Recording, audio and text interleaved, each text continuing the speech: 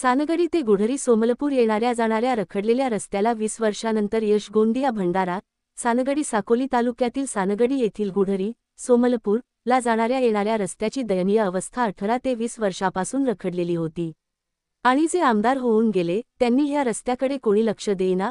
20 वर्षानंतर 2024वा इलेक्शन झाल्यानंतर ह्या रस्त्याची दखल घेऊन 2025वा सुरुवात करण्यात आला.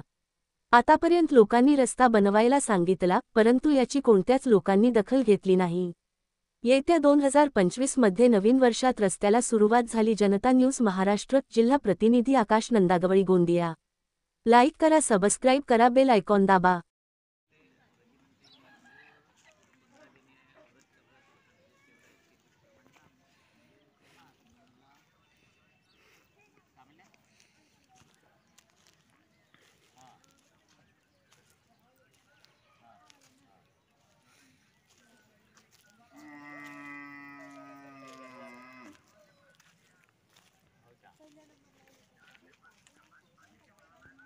हो पाण्याची बरं नाही ना. हो माहिती आहे.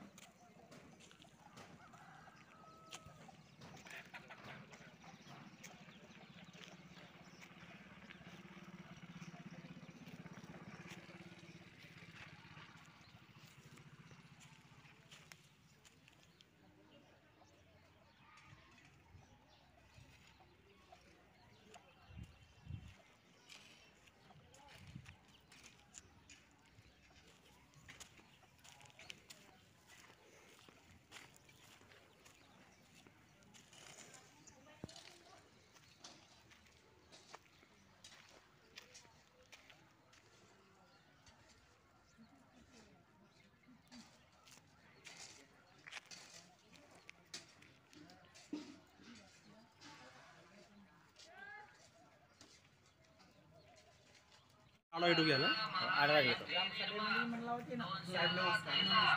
आपण सानगडी ह्या गावामध्ये आलेलो आहोत आणि इथल्या रस्त्याची परिस्थिती पाहता मी इथं रिपोर्ट घ्यायला आलो, तर त्यानंतर मला असं माहिती मिळाली की इथं रस्ता सुरू आहे, पण रखडलेला असताना इथं रस्त्याचं बांधकाम कुठे सुरू झालेलं आहे.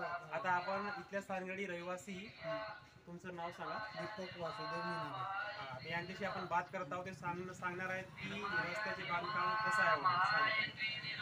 रस्त्याचं काम चालू झालेलं आहे आता.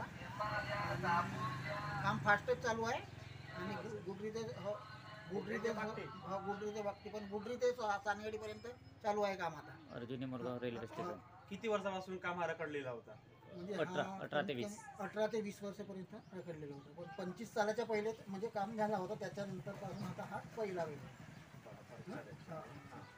आता ह्या आपल्या आता 4-5 साल झाले पक्काच रखडलेलं आहे काम. आणि इथं आपल्या तुमचा जो आहे तालुका, इथला आमदार कोण आहे सध्या?